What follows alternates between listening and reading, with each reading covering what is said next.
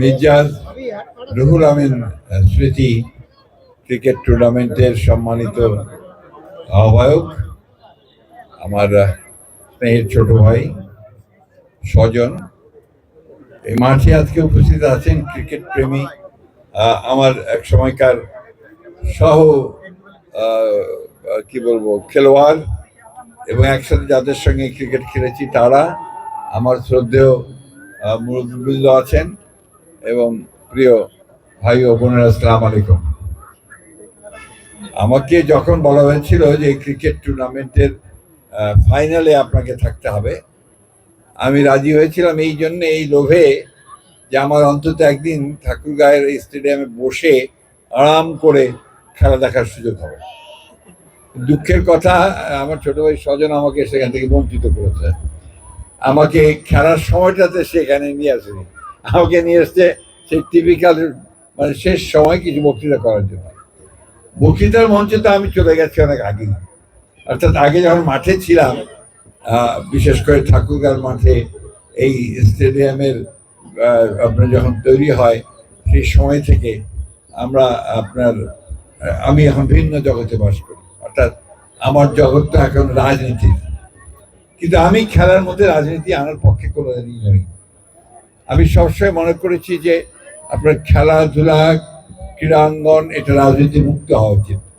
যারা যোগ্য তারা খেলবেন, এবং সবচেয়ে বড় জিনিস কি, যারা মাঠে থেকে খেলেন তাদের হৃদয়টা অনেক বড় হয়, এটা প্রমাণিত।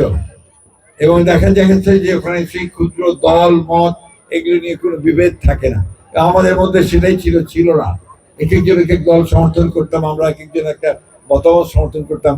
ক্রিকেট যখন আসতো তখন আমরা সব একসাথেই ক্রিকেটের কাজ করতাম।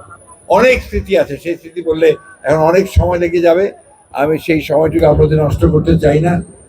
সকালে যখন আপনার এয়ারপোর্ট থেকে আসছিলাম তখন মনে হচ্ছিল যে বৃষ্টি বোধহয় আপনার এই খেলার ফাইনালটাকে নষ্ট করে দিতে পারে। আল্লাহর অশেষ রহমত যে এখন একটা সুন্দর আপনার একটা রৌদ্র উঠেছে এবং একটা চমৎকার পরিবেশে এই খেলা শেষ হয়েছে। এই স্টেডিয়াম যখন তৈরি হয় তখন যার নামে আজকে ক্রিকেট খেলা হচ্ছে তিনি তখন এটার মূল হোতা ছিলেন। আমার মনে আছে জমিটা তিনি অধিগ্রহণ করে দিয়েছিলেন অনেক আগেই। সেই জমিতে এটাকে এই কনস্ট্রাকশনের কাজগুলো করার জন্য তখন জেনারেল সাদেক খান ছিলেন ক্রিকেট ন্যাশনাল ক্রিকেট কাউন্সিলের চেয়ারম্যান, সম্ভবত আমার যতদূর মনে পড়ে। তখন আরেকজনের কথা, যিনি কিছুদিন আগে আমাদের ছেড়ে চলে গেছেন, পেল্টু বাবুর কথা, তিনিও ছিলেন সেই সময়টা। তখন এখানে একটা ওই স্টোনটা আছে কিনা জানি না, ক্রিকেট স্টেডিয়ামের যে প্রধান যে আপনার যে একটা ফলক লাগানো হয়েছিল, এটার ফাউন্ডেশন স্টোন দেওয়া হয়েছিল, সেটা বোধহয় এখন আর নেই নাকি, কিন্তু এটা ছিল তখন সেই সাদেক খান সাহেব এটা করেছিল আমাদের দূর মনে পড়ে। তারপর বিভিন্নভাবে এটার ফান্ড জোগাড় করা হয়েছে। ন্যাশনাল আপনার স্পোর্টস কাউন্সিল থেকে আমাদেরকে অনেকেই সাহায্য করেছেন। আমরা বিভিন্ন সময়ে যারা রাজনৈতিক দায়িত্বে ছিলাম তারা বিভিন্নভাবে সরকারের সাহায্য এনেছি, এখানে বাবা সাহায্য এনেছিলেন, আমরা এনেছি। এখন আজকের এই স্টেডিয়ামের চেহারা দেখে খুব ভালো লাগছে, বেশ চমৎকার একটা পরিবেশ তৈরি হয়েছে, সবুজ প্রান্তর, স্টেডিয়ামের গ্যালারি আছে এবং এখানে সত্যিকার অর্থেই ক্রিকেট, ফুটবল বা সব ধরনের খেলার একটা পরিবেশ তৈরি হয়েছে। এই যে ভবনটি আছে আপনার স্পোর্টস কাউন্সিলের যে ভবনটি, জেলা পরিষদের জেলা স্পোর্টস কাউন্সিলের, সেখানেও আমরা বহু সভা করেছি, মিটিং করেছি, এগুলো অনেক স্মৃতি। যাই হোক, আমি যে কথাটা বলতে চাই যে আজকে আমাদের একটা নতুন করে একটা সুযোগ সৃষ্টি হয়েছে ছাত্র জনতার অভ্যুত্থানের মধ্য দিয়ে। অনেক প্রাণ গেছে, অনেকে আমাদের ছাত্ররা তারা জীবন দিয়েছে, তাদের আত্মার প্রতি আমি গভীর শ্রদ্ধা জানাচ্ছি। যারা আহত হয়েছে তাদের প্রতি সহানুভূতি জানাচ্ছি।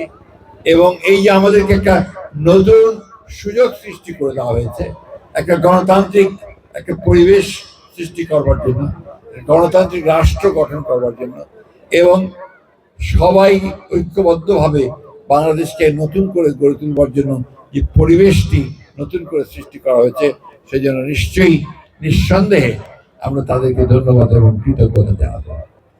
একটা কথা আমাদের সবসময় মনে রাখতে হবে যে দেশটা আমার, এটা অন্য কারো নয়। এই দেশটাকে গড়ে তোলার দায়িত্ব আমাদের। গত 15 বছরে এই দেশের প্রতিটি প্রতিষ্ঠানকে ধ্বংস করা হয়েছে। তো এখন সময় এসেছে এটাকে নতুন করে আবার গড়ে তুলবার। আমি বিশ্বাস করি ঠাকুরগাঁয়ের যারা ক্রীড়ামোদী আছেন তারা সবাই ঐক্যবদ্ধ হয়ে দল মত নির্বিশেষে, সেখানে যারা আবার দল মত ভাগাভাগি না করা হয়, দল মত নির্বিশেষে সবাই একসাথে যাদের যোগ্যতা আছে তাদেরকে দিয়ে সাংগঠনিকভাবে এবং খেলাধুলার ব্যবস্থা করতে হয়। আজকে খুব ভালো লেগেছে যখন স্বজন আমাকে বলছিল যে এখন আমাদের ঠাকুরগাঁয়ের অনেক ছেলে ঢাকায় এ ডিভিশনে খেলে। এটা একটা অনেক আনন্দের কথা। আরেকজন আছে যে তো ক্রিকেটের পেছনেই তার ক্যারিয়ারও তৈরি করে নিয়েছে, আমাদের বারেকাল আছে, সামনে আছে রাশেদ, বারেকালদার ছেলে। বারেকালের নামটা এই জন্য মনে আসে যে সে আমাদের খুব সমসাময়িক এবং খেলাধুলাতে অত্যন্ত বেশি উৎসাহী ছিল। সে এখন ক্রিকেট বোর্ডের একজন অত্যন্ত দক্ষ কর্মকর্তা। আমারও সুযোগ হয়েছিল একবার ক্রিকেট বোর্ডের সদস্য।